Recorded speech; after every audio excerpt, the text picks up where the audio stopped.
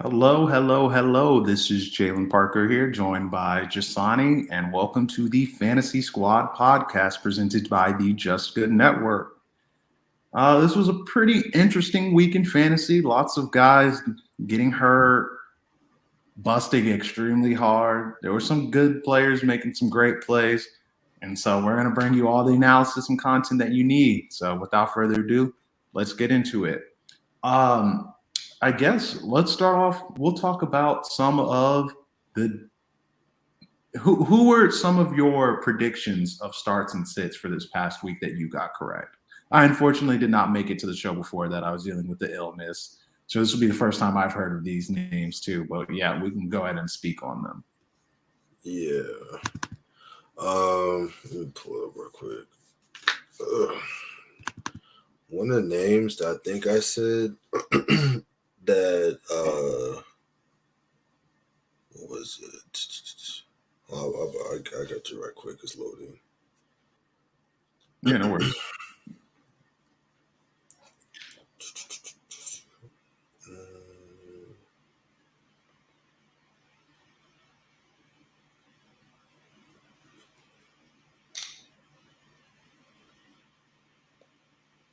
This is taking forever.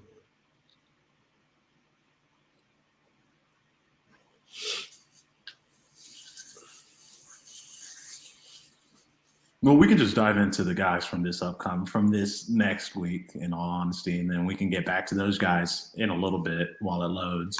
So I guess we'll start off with, let's talk about a disappointment from this past week. You have one, probably was one of the biggest disappointments of the fantasy football season, in all honesty. So Yeah, and that was DK Metcalf. He only had one reception for 13 yards, and he was pretty much neutralized the whole game. Russ did not look the same. The whole offense looked slow and out of sync. And yeah, I mean, Tyler Lockett got a decent amount of yards, but I mean, he still didn't do really amazing. And yeah, I just think DK's fallen victim to a slow offense. They don't have a run game. They barely even have a defense, and like they really should have beaten the Washington football team. But I mean, right now the Washington football team is the better team, which is crazy because the Seahawks have made the playoffs like almost every year. yeah, But yeah, I mean, DK is he's just not looked. I just don't think they know how to use him, to be honest. yeah. I mean, DK could be in one of those positions, right? Like we were talking kind of about how Robert Woods was at the beginning of the year, because after the game, Russell was like, DK's too talented for us to not be getting him the ball. He has to get the ball, which is kind of interesting because wouldn't Russ be the one that has the most control over whether or not DK is getting the ball? Yeah, yeah, which is weird. I just don't really know if Russ has that much connection with DK. He needs to get one because Russ has been. I mean, literally, DK. You can look at it. DK's stats. He's had his worst 3 games consecutively of the season since Russ has been back, Yeah, and it's yeah. I just mean, like, I don't even think Russ is going to be there next year, so we'll see how DK plans out. yeah. I mean, it's kind of like I'd be surprised to see. I mean, if they get rid of Russ, do you think they even keep DK? Yeah, I mean, I think kind of have to. I mean, I would imagine DK would only get worse and would be like, I don't want to be there either. Kind of like yeah, Devontae but I Adams mean, like with the he's not really Packers. like up with from his rookie deal, so that'd be kind Yeah. of hard to just move him. I mean, not really. I mean, it'd be kind of easy, but we'd just be like, that'd be a waste of a pick. True. They don't even have picks now. Yeah, that is also very true. So the disappointment that I want to talk about is George Kittle. He looked like he was really coming on strong the past couple of weeks since he's been back, and he's looking like, especially too in a game where Debo goes out in the third quarter and it's a tight competitive game. So, but this is one of the things you're always going to have to worry about with Kittle is that the Niners are true and through a run first team. And if you are not stopping their running game, then Kittle turns into the sixth lineman on the field, and he's not really a receiving option, right? Yeah. And so he had one catch for 13 yards. He only had 2 targets. And this isn't a game that the final score was 31-36. So they had to put up points to win. But that's just kind of going to be one of the things you always have to worry about with George Kittle is that he is playing in an offense where his quarterback is limited in his talent level. And because of that, they don't want to put the ball in the quarterback's hands. They want to give Elijah Mitchell 20 to 25 carries, and they want to give Debo another 6 or 7. Yeah, man. I mean, I just don't think those running backs are gonna last long with them getting those amount of carries. None of them are big guys, and almost just go through a rotation of them. I mean, I don't think they really care. Yeah, that's why they don't pay any of them. The last running back they paid immediately blew up in their face in Jerick McKinnon. That's true. So ever since then, they've just been like, we'll keep trotting out these low picks. We don't care, which is crazy too, because like if anyone on that roster is built to be a workhorse, it's Trey Sermon. Yeah. But he already has proven he can't stay healthy anyway. I mean, he was hurt in college. I don't know. I don't really know what they expected. So yeah, that's probably one of my big disappointments of the week is George Kittle. Do you have another disappointment of the week you want to talk about? Yeah, the disappointment of the week I had for me was Naji Harris. He's been a strong RB1 this whole season, except for last week against the Bengals. He had 8 attempts for 23 yards. And I just think the game got away from them. Like, they neutralized the run game because they were blowing the Steelers out. Like, they were getting manhandled. So they couldn't really throw. I mean, they couldn't run, so Big Ben had to throw a whole bunch of times, which I still thought, if Big Ben has to throw, then Najee should get those receptions. But, I mean, I guess they're really, focal. I guess the Cincinnati defense really focused on Najee because they pretty much realized that he's their whole offense. So, yeah, he was pretty disappointing. I really thought, I still don't think the Cincinnati Bengals defense is necessarily that good. But, I just think the Steelers offense is just that bad. Yeah, the Steelers, obviously, Alabama guy here, huge Naji Harris fan, right? On and off the field. But you just have to feel like the Steelers are going to end up wasting the potential that he has. Yes, they do give him the ball a ton, but their O-line, for one, isn't good.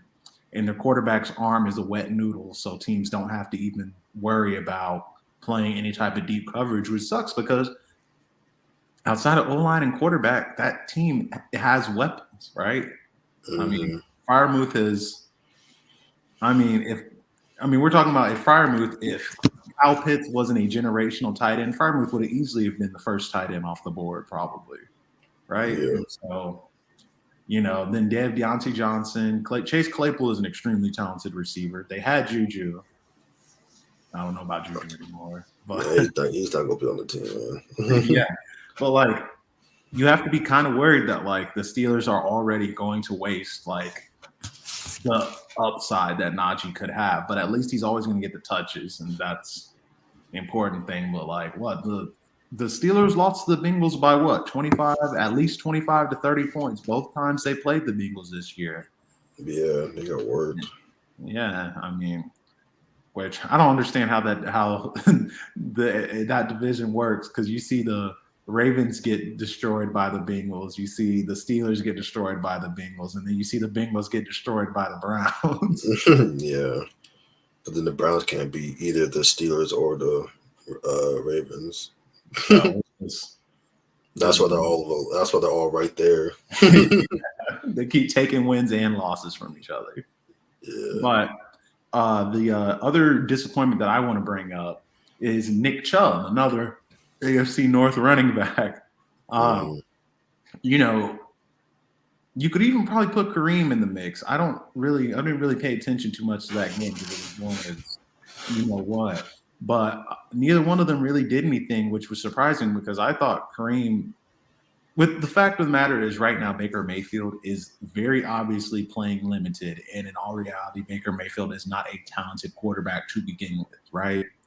Mm-hmm. And so you're looking at what happens when teams know your quarterback can't beat them, and all they have to do is take away your running game, and which obviously the bread and butter of the Cleveland Browns team should be the running game. I mean, they have one of the highest paid O lines in football. They have two elite level running backs, but if teams aren't fearful of your passing game at all, which in all reality, the Browns haven't proven that the teams should be fearful of them. Outside of that one game against the Bengals, I mean, Baker hasn't really looked that good all season. I mean, you can make a case that right now they would be better served to put Case Keenum in and let Baker get healthy. I think that right now they're actually doing that team and Baker a huge disservice by playing him still. Yeah, I mean, yeah, I completely agree. I mean, unless Case Keenum's just that much worse, that like he's not be better than Baker Hurt, which is that'd be insane. But I mean, yeah, I mean, after, I mean, especially this whole season, I never really thought Baker was that guy. Like he just seemed like an average quarterback to me. I definitely don't think, like, I guess like for number one overall pick, the fact that like he hasn't got another contract kind of makes him a buzz, just because like you spent your first overall pick on this guy and you're still questioning if it's even your franchise quarterback. Like that's pretty alarming. I think. I think they will give him the contract, but I think the answer's going to regret it. They're in. Oh yeah, what were you gonna say? I was gonna say I think they're gonna give him a contract just purely based off fear because they know what it was like without having a quarterback. Yeah, that's exactly what I think. They're in the damned if you do, damned if you don't situation, right? It's kind of like obviously this is not the same level, but Blake Bortles with the Jaguars, right? He played well enough for them to say, hey, this team can win. And once they invested in him, they were like, wait a minute, this guy is actually garbage. Baker Mayfield is obviously way better than Blake Bortles ever was. Yeah. But at the same time, they're in that damned if you do, damned if you don't situation where they have a team that on paper has one of the best rosters top to bottom in the NFL, right? Mm-hmm. They could use some wide receivers, but outside of that, they have everything you could want. They have the pass rush. They have good linebackers. They have DBs for days. They have the O-line, tight ends, a stable of running backs. They have everything you could want on that team to be successful. But now they're in a position of go back to the well of random quarterbacks hoping that things get better, or do they say, let's stick it out with Baker and just hope that he gets better, which Baker's already 26, 27, right? So, yeah. I mean, unless Baker's willing to take a discount, which I highly doubt, then I don't know. It'd be tough to be like, man, we got to pay this dude $40 million. I think he demands as much money as Dak Prescott, Josh Allen. No. I don't think they give it to him. Neither do I, especially with the new GM. Yeah. Oh, they asked about him, and they just asked if they were committed to Baker Mayfield, and he was like, that's the kind of stuff that we have to evaluate every week. We can't just say. And I was like, I mean, he's right. It's not like Baker has a contract where they literally have to be committed to him. And even in the NFL, look, the Rams had Jared Goff locked up millions, and they said he's the quarterback for now. Yeah, man, and I think, I mean, you could probably get more for Baker than Jared Goff, man. And be careful; they might send him to Atlanta for Matt Ryan.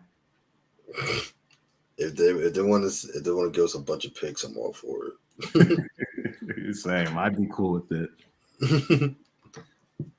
But yeah, is there another disappointment you want to talk about, or do you want to dive into shockers, or? The last disappointment I had was Jamar Chase. I mean, he only had 3 receptions for 39 yards. And like the guy who mainly did the damage on Cincinnati was Joe Mixon and T. Higgins.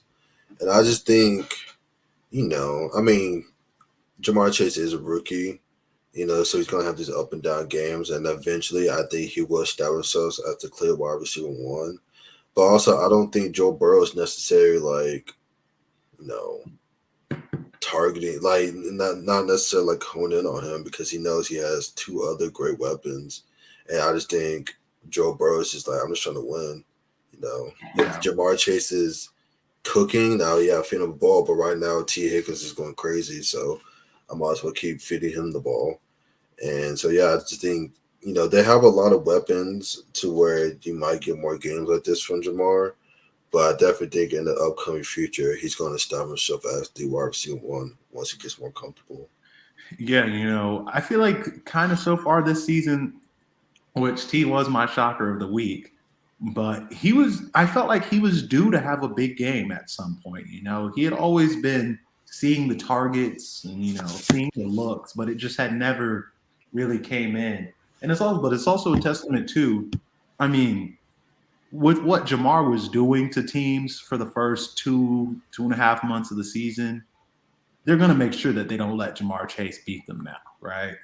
Yeah, I think Mike Tomlin said it before the game. He was like, Jamar Chase has had a dip in production the past couple of weeks because he has earned that level of respect from defenses already, which, I mean, when he put up 200 yards against the Baltimore Ravens and Marlon Humphrey, Marlon Humphrey has forced the most incompletions in the NFL this season. yeah. It's just like, he cooked that man. That's crazy. it's just like, I mean, you've seen that Jamar Chase can single-handedly take over a game. I mean, he takes a slant from Burrow, spins around two dudes, and takes it 80 yards to the house. Like, because I mean, what he was averaging almost 20-something yards a catch. So that like he doesn't need that many targets to just absolutely wreck your game. So teams are giving him that attention. I think he's earned it. But we're seeing now that opens up everything else for the rest of the offense. I mean, Joe was throwing up balls to T. Higgins like he knew he was going to come down with him. And he wasn't even open half the time. He's just like, this guy's just better. Yeah, my guy's better than your guy. And then look, they're not afraid to force feed the ball to Joe Mixon as well. If that's what'll win them the game, they have no issues doing that either. Yeah. So the other disappointment that I want to talk about is Devante Smith, right? The Giants defense, it's a unit that everyone expected to be good because it was fairly decent last year, but it definitely regressed this season. And I thought that Smitty was starting to truly establish himself as the alpha dog wide receiver one of that team, and that they were starting to finally use him like he was one. And then Nick Sirianni strikes again and completely mismanages this game. I mean, for one, every time they got the ball on third down and short, they tried to run slants. And every single time they threw them to Rager and Quez Watkins, and they got picked off, batted up. Jalen Hurts had 3 interceptions. They still ran the ball well. They still put up their rushing numbers like they normally do. Boston Scott had a costly fumble at the end of the game. They very well, in my mind, should have won that game. Yeah, I agree.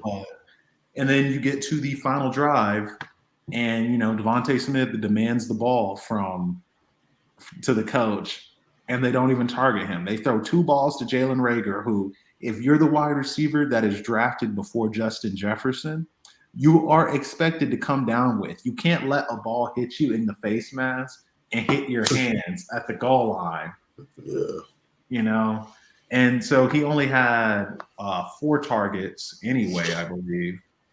And he had caught 2 of them for 22 yards. And you could even, as another disappointment, put in Dallas Goedert, I believe he only had 1 catch. And this is one of the things that always kills people in fantasy, is when coaches just forget who their top players are or how they should run their offense, and they do stuff like this, right? Yeah. I mean, I definitely say a lot has to be on the coach, but it's also like Jalen Hurts looked pretty awful that game. And sometimes I see Jalen Hurts play, I'm like, yeah, man, he's that dude, like he's that franchise guy. And I look against the same play, I'm just like, man, he plays like a 3rd round pick. It's just like I just don't get, like, I mean, and that's kind of how he was in college. Like he was hot and cold so often. And it's just like, I mean, he just reminds me of like a worse Justin Fields, in my opinion. Like that's just what he is to me. Yeah, I mean, It'll be interesting because with all the draft capital that the Eagles have, and I think that they do actually have a fairly talented roster. Yeah. They could be in the market for a quarterback. I wouldn't be surprised. Jalen Hurts hurt his ankle in that game. I think they're expecting him to play, but I'm obviously Jalen Hurts fan. You traded for Gardner Minshew. I think it would be kind of a waste to go full season without like at least giving him a look, Yeah. I mean, I don't know.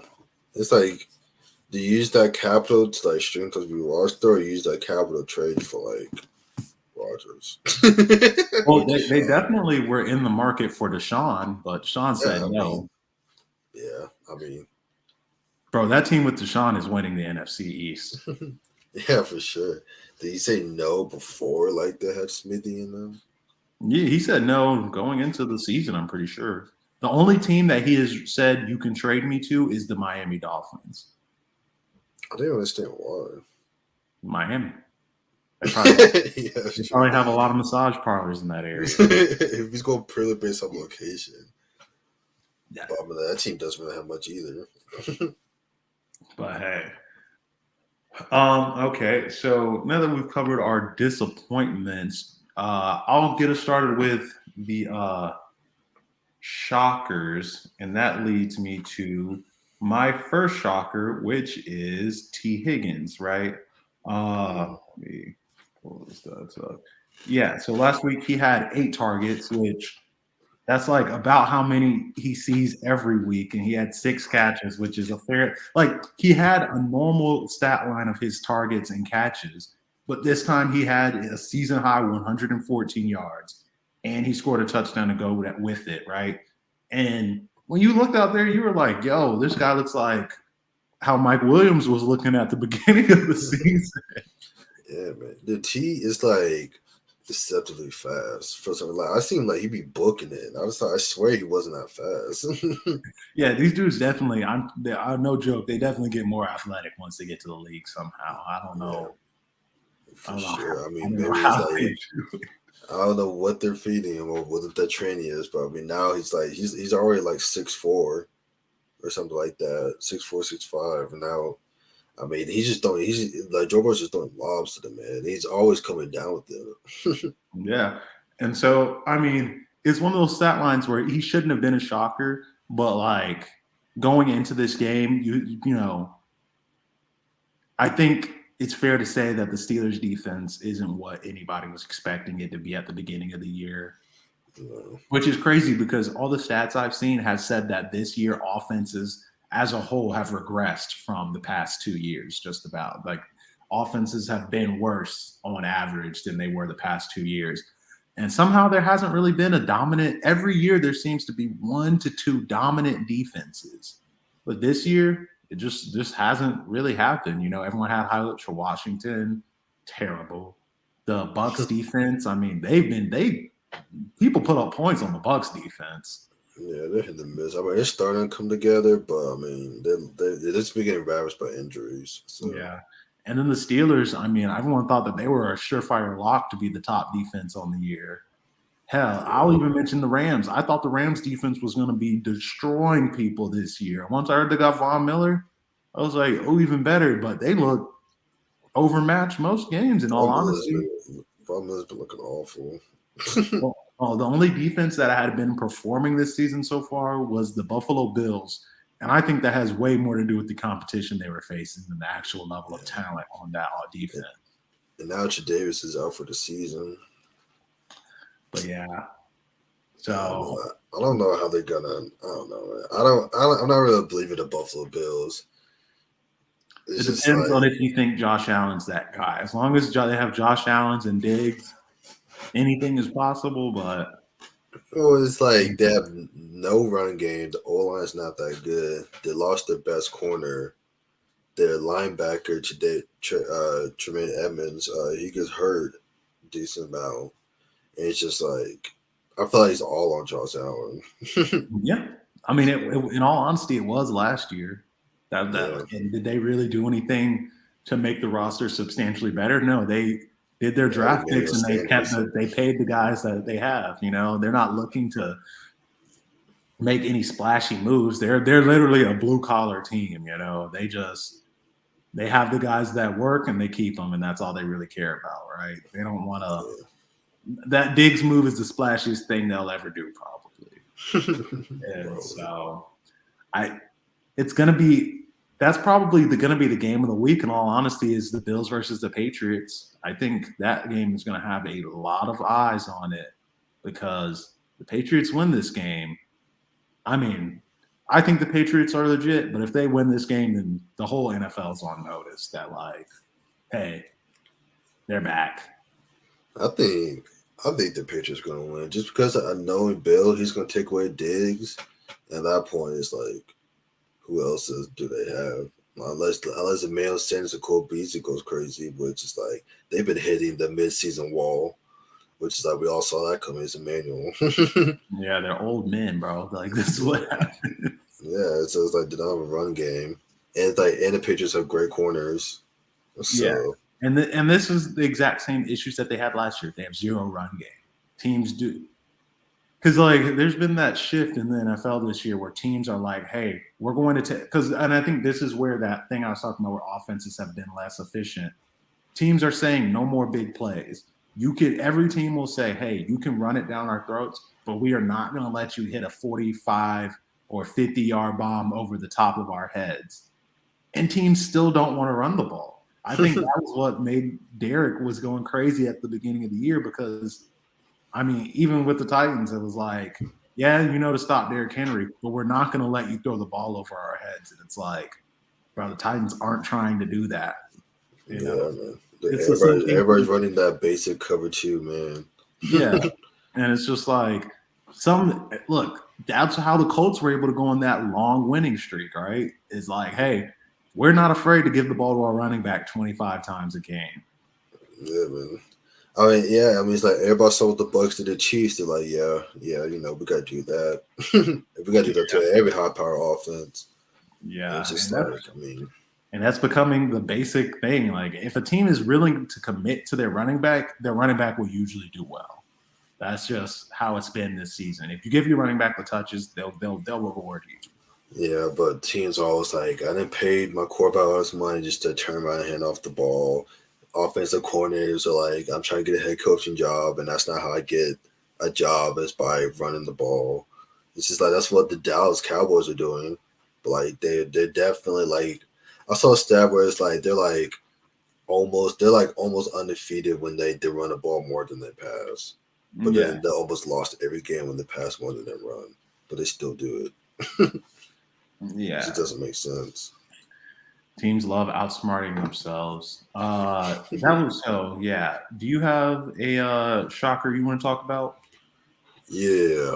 One of my shockers is Dontrell Hilliard, the running back for the Titans. He had 12 attempts for 131 yards and a touchdown.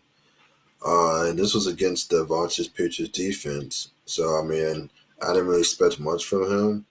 But, I mean, he broke off a long run. And he looked pretty good with the touches he got. And the week before that, he looked decently well with the touches he got. So I think this is I think him and Foreman are going to be the main guys. I think they cut AP because they saw Dontrell in practice. They're like, yeah, this guy's better in every way.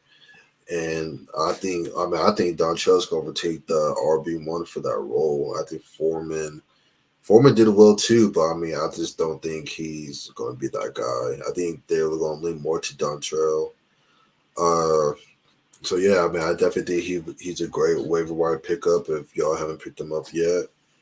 I definitely expect not like 131 yards every game. He ain't gonna be Derek or nothing, but I think he should definitely give you solid flex numbers. Like, I definitely think with the amount of times that the Titans like to run the ball, he should be a value asset on your team. So he was my shocker just because I didn't, he was a practice squad guy.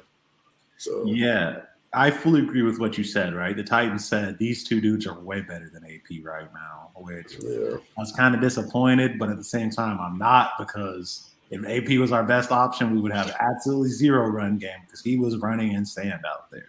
Yeah, I mean, he is like 38 or something like that. But Yeah. I mean, he's AP though. Yeah. Did you see he signed with the Seahawks? Yeah, I was just like, man, the Seahawks are down bad for running back.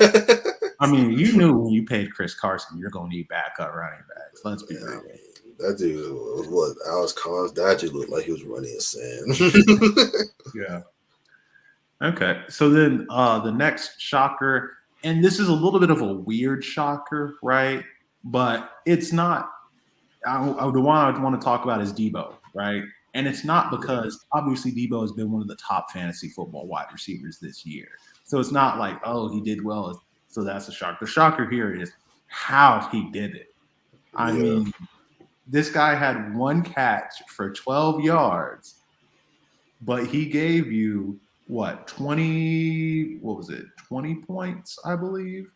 No, it was probably yeah, more than that. It was, yeah, he gave you 20 points. He had 4 targets, one catch for 12 yards, but he had 6 carries for 66 yards and 2 touchdowns. That is an absolute cheat code right there. yeah. I Dude was just like mean, Cordero. yeah, Cordero and Debo are they're cheat codes right now because they see the ball in a variety of ways. Honestly, in my mind, I think that the running back position is probably going to trend towards guys like that because Yeah, I agree. teams are seeing, hey, no matter how good your running back is, if you give them 20, 25 carries a game, they're going to go down eventually. So why not just take some dude that's athletic as hell and also can take a little bit of contact, run him through the tackles, and throw to him out of the backfield? I mean,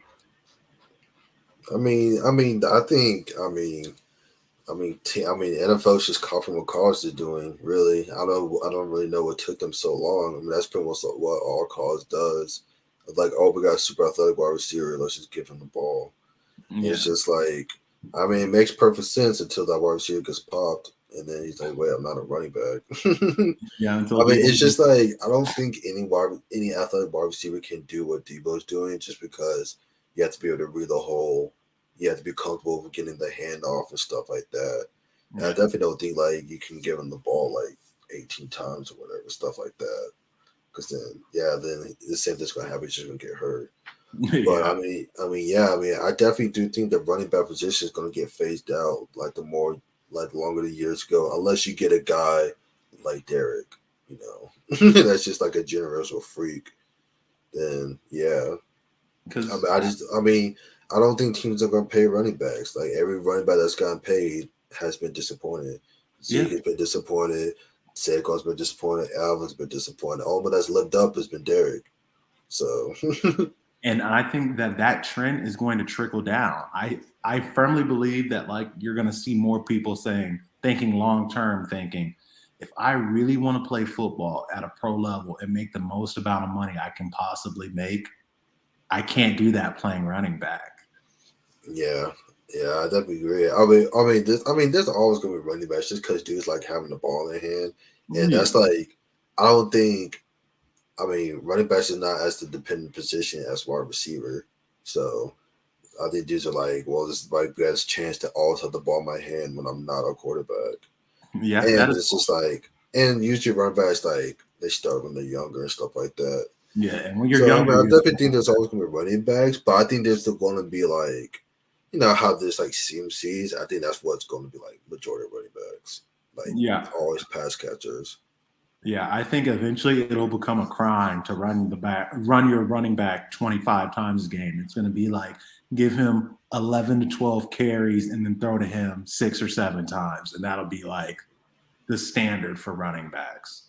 And then maybe Yeah, have another running back that you'll give a couple of carries every now and then. I mean, teams really don't want to run the ball anyway. I mean, that's just kind of the exactly. threat of it. And so yeah, we have a question from Evan. He said, "Y'all think Gibson will have a good game?"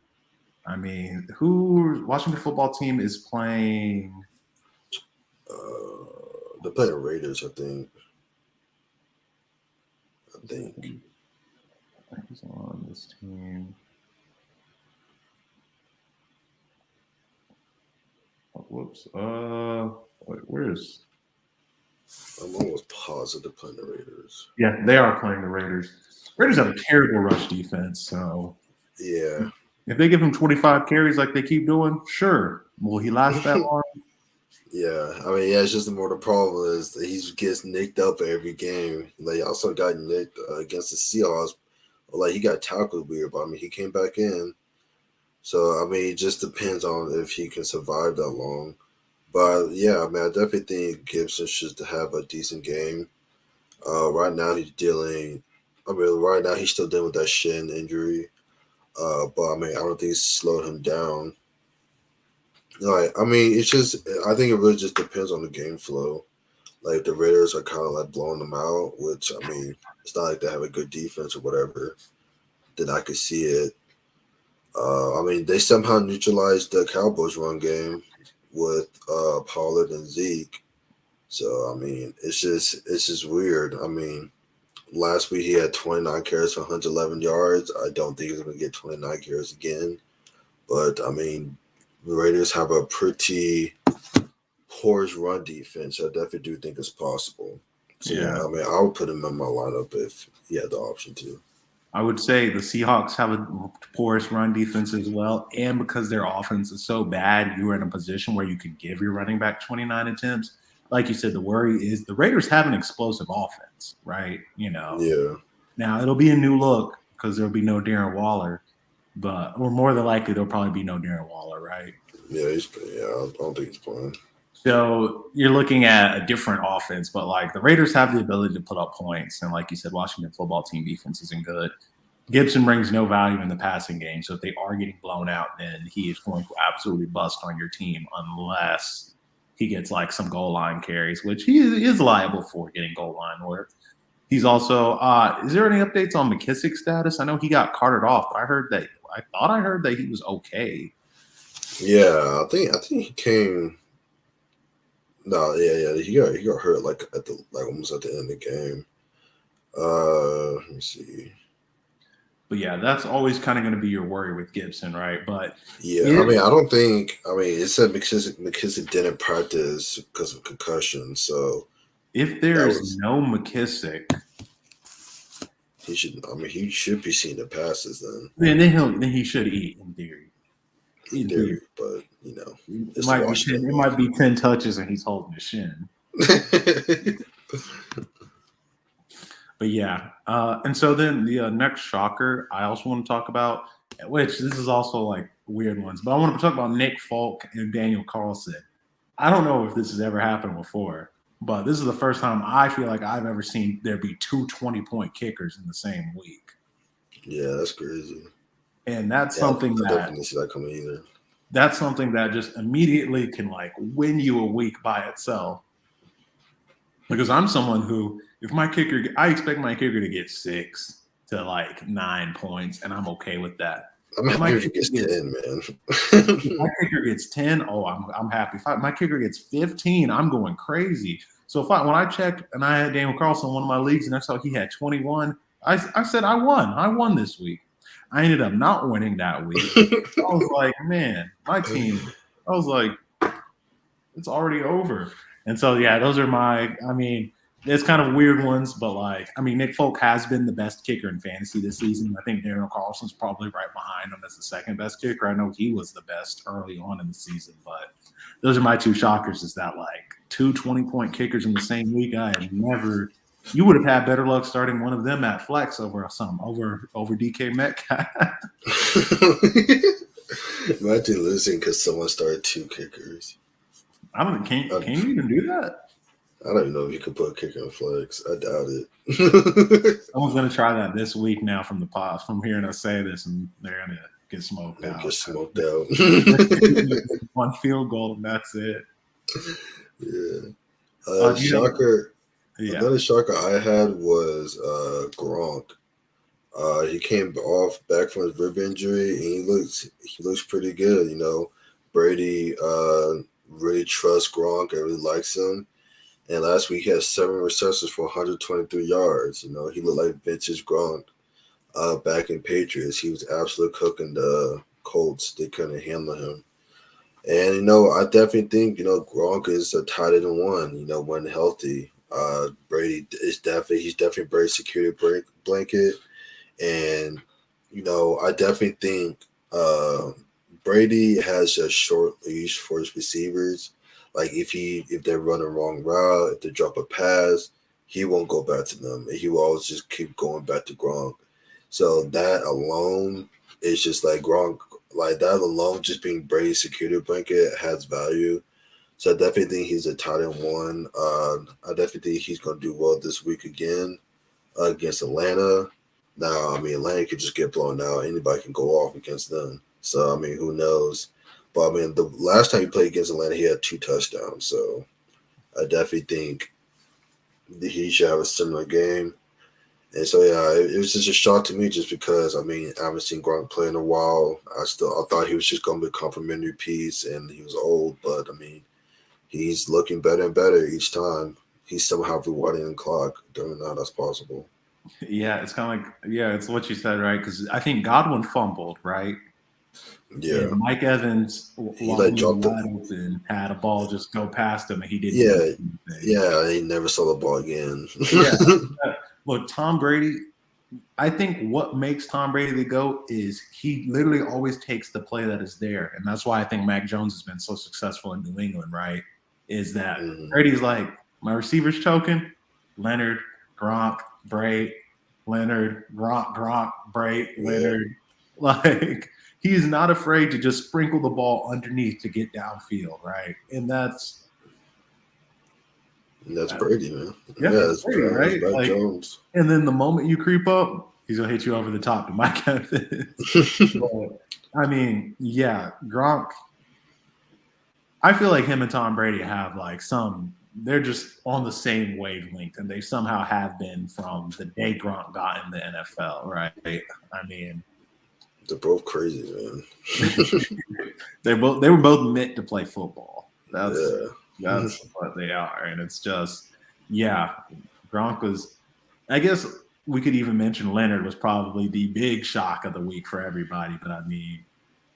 Yeah, I mean, but Leonard's been doing decent. Yeah, well. He's been doing well. You probably you have Leonard in your lineup. If you have Leonard, I would bet. Oh yeah.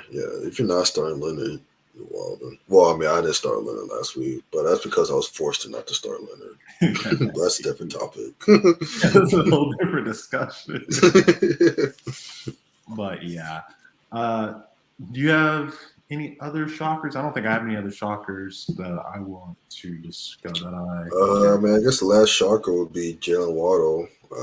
He had nine receptions for 137 yards, and Waddle's been, a PPR monster. He gets so many targets. He gets so many receptions. He's definitely Tua's favorite target. Devonta Parker is reported coming back off his hamstring injury this week. So, I mean, he might eat into a little bit of those targets, but, I mean, it's Devontae, man. I highly doubt it. I definitely need Waddle as the wide receiver one. Will Fuller is non-existent. So, yeah, I mean, he's averaging 9 targets a game, and Waddle's he's just that dude. He's super fast, super agile, can run routes, super crisp, and he already has that connection with the quarterback. And I think more teams are going to start getting that quarterback-receiver connection that they had in college. Like either draft the wide receiver that the quarterback had in college, or just draft the pair. One of those two.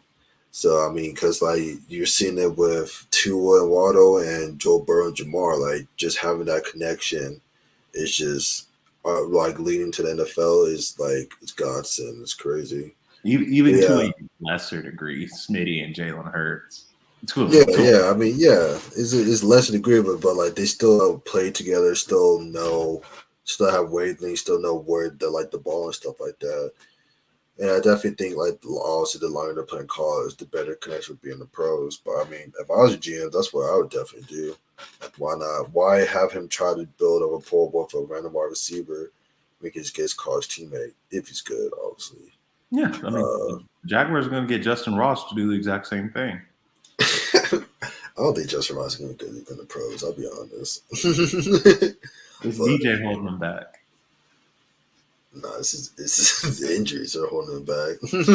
Fair enough. So Yeah. I mean, Waddle was definitely shocking. You know, he's been getting those targets, but I mean, I think this is the first game he actually broke out. Yeah, it would have been interesting to see what would have happened because I kind of was thinking there was a chance when the Cardinals grabbed Simmons that instead they grabbed CD, even though they traded for D Hop. That would have been that would have been an interesting move. Pair Kyler back up with CD and D Hop. Oh, those Kyler stocks would have went through the roof. That would have been hard. But yeah, and so then the next thing I guess we'll talk about, and this will probably be kind of like the last segment, unless we have a lot of questions come in, will be injuries. Right? Mm-hmm. There was. What's the first injury you want to talk about? I feel like the biggest one that's not really the biggest one is Christian McCaffrey. Yeah, I mean, look, if I had a top pick next year's draft, I'm staying away from CMC. It's just, Can't touch it. it's a trend at this point. It's not a blip. It's not an outlier. It's a trend. You know, he's just not. Durable at this point. I just think he's too small of a bat to get the amount of touches. Now, unless they limit the amount of touches he gets, but I mean that's what makes CMCs because he gets the running and the catching. So Yeah, I wouldn't pick him with like the number one pick or anything. But I mean, obviously, I think he's definitely still probably gonna go like top 5 or whatever. But I just think he left a bad taste in a lot of people's mouths this season and last season. So yeah, I mean Chubb or Hubbard, he's the running back for the rest of the season, and I think for next season, if you get CMC, you have to get Chubb because the odds are CMC's going to get hurt again. yeah. And we have another question here from Evan. He said Tyreek versus Pat Surtain. Who y'all got this week? No, I got Tyreek. Yeah, I don't. Tyreek. If they ever leave Tyreek single covered, that's like almost a guaranteed touchdown at this point. Yeah. But it would be interesting because you would say that the Chargers kind of run a similar style of offense to the Chiefs, I want to say, almost. Or at least they kind of want to do the same things. Who, the Broncos? I'm talking about like how the Broncos kind of shut down the Chargers offense last week. Oh, yeah. And so they have the personnel to be able to shut down players. But if you have Tyreek, you roll him every week, Yeah, I definitely think they match up better with the Chargers because Mike Williams and Keenan, they're not like the burners. But yeah. I mean that's a tough assignment to ask your rookie corner to be singled up on Tyreek. I just don't think. I think if you're smart, you don't ask him to do that. Yeah, I think for sure. I'll put Pat on Travis Kelce before I put him on Tyreek. Yeah, I mean, I think you put Pat on their second receiver and just double Tyreek, in my opinion. But I mean, I let him do that. But I mean, yeah, I don't have any concerns to starting Tyreek just because it's past the 10. He did really well last week. And I mean, past the 10 did get cooked by Devante Smith. So, and we all think Tyreek is way better than Devante Smith. True. And so then the next injury I want to bring up is Deandre Swift. He suffered a shoulder sprain. And they're looking like the Lions are going to be cautious because their season is just a wash. They're not going to win any games regardless of what happens or who they have on their team. So they've already probably said it's going to end up being a multi-week absence. If you own DeAndre Swift, you should probably also own Jamal Williams anyway. I unfortunately do not. So my team is now going to just go straight into the crapper because I also have Christian McCaffrey. It's just not your year, man. It's just not the year, especially too because I just dropped Jamal like before last week started. Yeah, I was thinking about picking him up during the Thanksgiving, like right before Thanksgiving game. I was like, I can't have a Lions player on my team. Yeah, but I mean, they're not going to be in any rush to rush DeAndre Swift back. They really have no reason to, but. Yeah, I mean, Jamal Williams is going to see the touches. They can't do anything but run the ball and throw it off. So he'll see the touches that you want. He might not do too much with them, but I mean, he should be a lock for like double-digit points about every week. They throw the running backs way too much for him not to. have a Yeah, I solid one. don't know. I'm staying clear of all Lions. I just think they gave up. That's fair. I mean, I said at the beginning of the season, I was like, I just don't want any Lions players on my team. I didn't know Jared Goff was this bad. I knew that they needed an upgrade to win, but I didn't know he was this bad. Yeah, pretty sure. You understand why the Rams had to give up two first? Because Stafford's not a great quarterback. He's a slightly above average QB, but you got to give up two first to make a team take Jared Goff. Mm-hmm. So we have another question. Evan said, Cowboys or Saints tomorrow. Cowboys by 3 TDs. I think the Cowboys are probably going to smoke the Saints. I mean, by 3 touchdowns, though. I don't know about 3 touchdowns. That's a lot. It really depends because I think Taysom Hill is projected to be the starter for this game, right? Taysom Hill and Alvin and Mark Ingram should be back. I mean, all I saw was Trevor Siemian beat the Bucks. So I mean, but they did lose to Atlanta. I don't know, man. This is a game the Cowboys should win by double digits. Yeah. If they beat them by three, I definitely think the Cowboys are going to win, but I don't think they're going to win by 3 touchdowns. they might. They could be looking to make a statement because I want to say it was the Falcons game. The Falcons game was after they got beat down by the Broncos, right? Who? Oh yeah, the Cowboys. Yeah, and we saw how they did the Falcons, so they might be looking to treat the Saints like the Falcons. Yeah, but the Raiders didn't necessarily beat them down. They just lost. I mean, they kind of choked.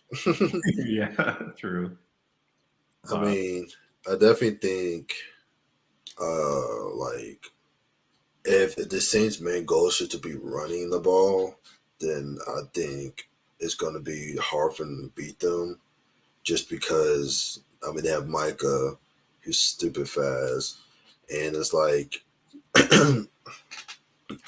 Trayvon Diggs is a ball hog. I mean, you want to target Anthony Brown. That's the one that gave up 4 PIs last week. So if they don't have a wide receiver to really do that, yeah. Saints are a pretty bad team, right? I mean, they definitely need wide receivers. They're that team where it's like I'm not surprised when they win, just because they have a great head coach, they still have a good defense. Yeah, they have talent, but it's just like they win scrappy, they win ugly. They never win convincingly. You see just how big of an effect Michael Thomas's absence is having on the team this year. I didn't realize it was this bad. I didn't realize Michael Thomas was carrying them this hard, but it's he literally did set the record for most catches in the season. So I guess I should have. I understand now why Drew Brees only ever threw to him. Yeah. But Joshua asks, which one at flex, Deontay or Jamal? I'm going to say Deontay without a hesitation. Yeah, I see the hesitation just because it's the Steelers. Big Ben looks awful. He's getting worse and worse. You should be the wide receiver one because Debo's hurt. He's out. But they're a run first team. So, and Jamal's on the Lions. So yeah, I would agree. I would go with Deontay. He's been the better receiver. He's been the most consistent. So it's just one of those things where it's just don't get cute. Just start the guys. He sees too many targets, Yeah. But yeah. So what was another big? Oh, Debo. What are your thoughts? You just mentioned. What are your thoughts on the fallout from that injury potentially? I think he's expected to be out 1 to 2 weeks with a groin strain. Yeah, I would definitely pick up Ayuk if he's not already picked up. He's going to be the clear wide receiver one on that team. Unless you count Kittle as wide receiver. But I just think Shanahan's I lost my top receiver. This is giving me more excuse to keep running the ball. The thing is if they start getting stuff running it and they have to throw, Ayuk is going to get those targets. So that's just the one that you're banking on. But yeah, that's just the That's just a downside of playing any of the San Francisco pass catchers. They're just such a run first dominant team. That like if they have to such running it, Kyle Shanahan will keep running it down their throats. He will not back off. He will not. He's not one of those guys who's looking to throw. He's looking to run. He's looking to run first and pass second. So, but I mean, I would definitely have Ayuk in my bench or in my lineup if you had Debo. And then there's probably about two more big injuries I want to talk about. The first one is Darren Waller. I mean, I don't think this makes Foster Moreau like a startable tight end immediately, right? I think. I mean, he did well when Darren Waller was out the last time. Was with his ankle. He did all right, but I mean, if you're that down bad for a tight end, then yeah. But I mean, I just don't think I just think he could probably find better ones. Just Yeah. so, I mean, I don't think he's gonna be out now. Unless they say like, oh, he's gonna be out for like multiple weeks. I think he's gonna be out for like 1, maybe 2 weeks. Yeah, they said he's week to week, so yeah, I don't know. So you got to wait for them to at least give him the day-to-day upgrade. But there's pretty much no way he's playing this week. I at least assume. No. So. Yeah, no, he's probably going to be questionable all next week. Yeah, and then he'll play and then not put up any points for you, and you'll be like, "Wow, why did I try?" Why did I stick the backup tight end? I mean, Derek Carr loves throwing to his tight end, so yeah, maybe. And then all right, go ahead. Oh no, go ahead. Oh yeah, I was just going to talk about the other injury, which would be Dalvin Cook. Yeah, that was the last. Yeah, he dislocated his shoulder. He's could probably. I don't know how he's only going to miss a couple games. I thought he's going to be out this season with the way it looked. But yeah, he's only going to be missed 2 to 3 games, and we all know the second most valuable handcuff, Alexander Madison. I think Kareem is still the most valuable handcuff, but Alexander Madison is definitely right up there. He's going against the Lions. I definitely think he should be a high-end RB1. Everybody should start him in your lineups. The Minnesota Vikings have full confidence in Alexander Madison. They don't think they're taking a step back with Madison, even when Dalvin's out.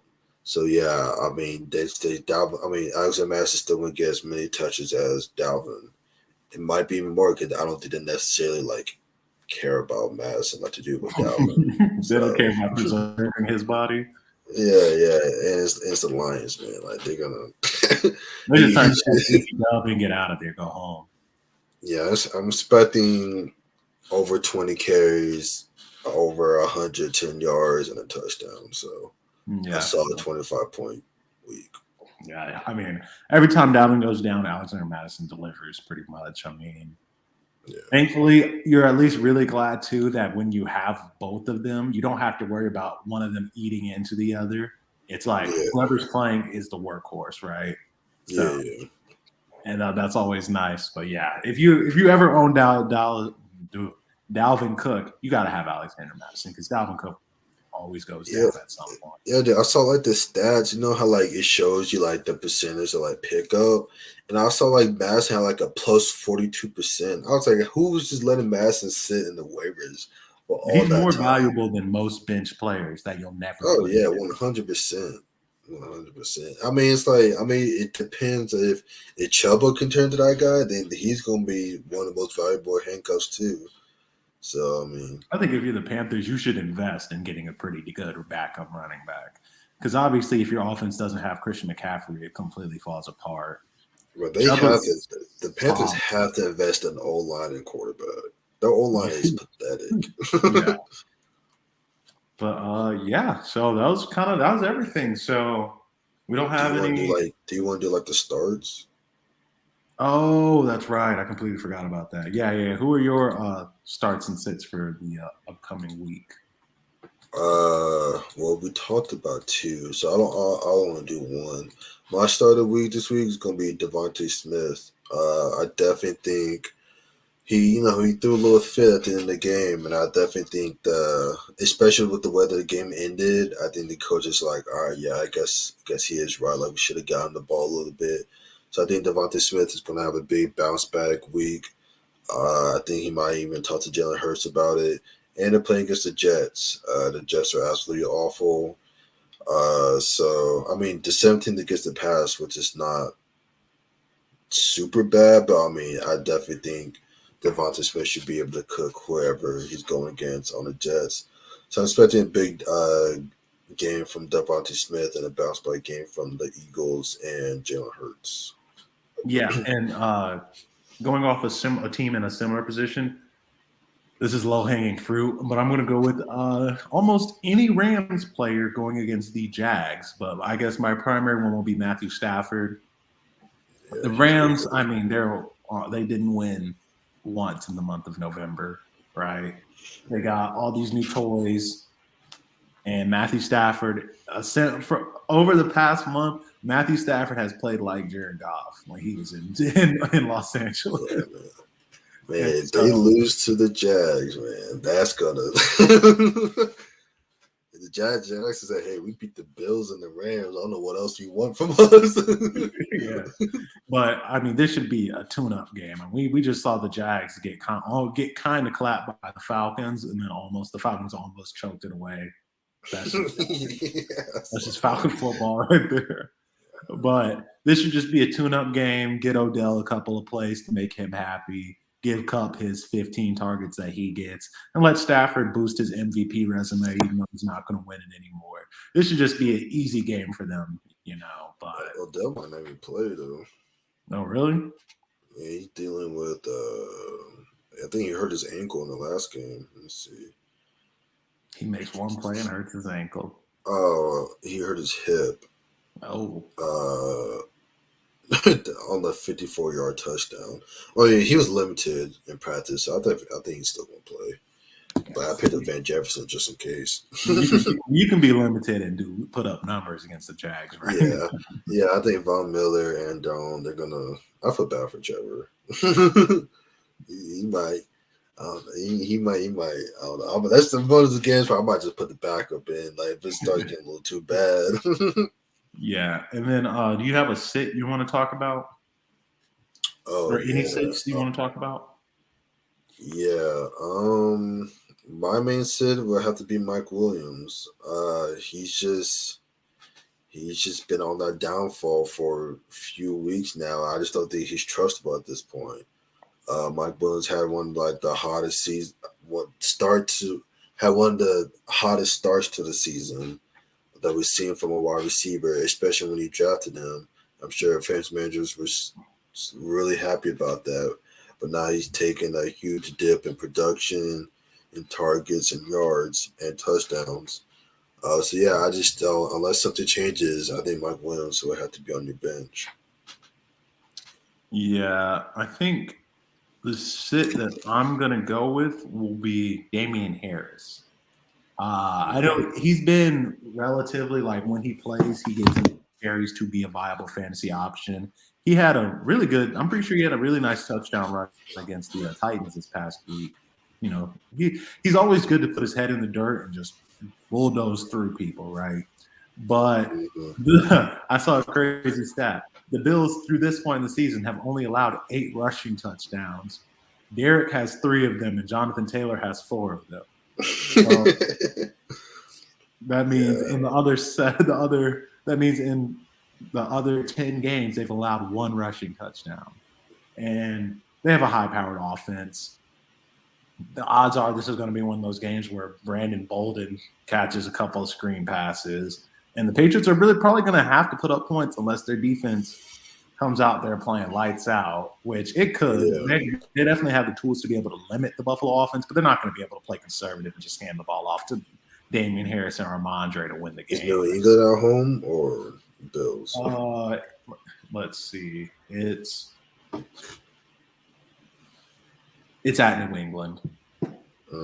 Yeah. You really don't know what the weather would be like there and everything. I mean, the Buffalo plays outside too, so I don't think that really matters that much. But it's also like, I mean, they limited Tom Brady. They made Tom Brady have like one of his worst games. So, I mean, unless Josh Allen just runs crazy on them, like scrambles and is able to ad lib, I think Josh Allen's gonna be a long day. Yeah. And so I think I have Damien as my sit of the week. That Bills run defense has been legit all year, And I think too with Tre'Davious going down, teams are probably going to look to start attacking them through the air. It'd be interesting. I mean, the handcuffs have kind of been taken off Mac Jones to where you don't need to feel like, where the Patriots feel like they can win games if Mac is throwing the ball a lot. So that's my sit is Damien Harris. Yeah, I agree. I think that was one of my 16. I know I had Clyde. Clyde.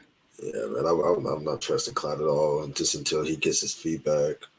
Yeah, they said he looks good, and then I just noticed too while I was looking at that apparently, so essentially speaking, Zach Moss, the Bills are just not playing him anymore. Oh yeah, he's been a healthy scratch. I was like, that's kind of crazy, just because y'all had negative run game. Y'all really trusted Matt Breida. Zach Moss was like, I thought he was like one of those. I thought he was like a James Conn type role, but he's just getting those goal line touchdowns. Yeah. Now he's just been phased out. I don't know what happened with him. Yeah. Do you have any other sits you want to talk about? No, that was pretty much. I mean, it was just Clyde and Mike Williams.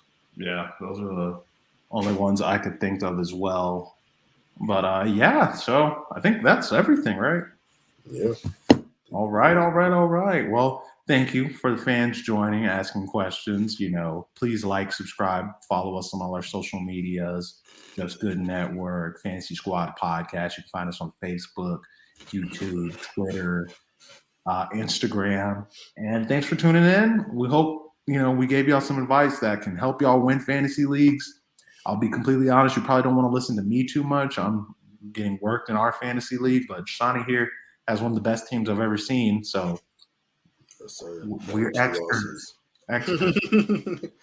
Only 2 losses. All right. I hope everyone had a happy Thanksgiving, and see y'all next week. See y'all.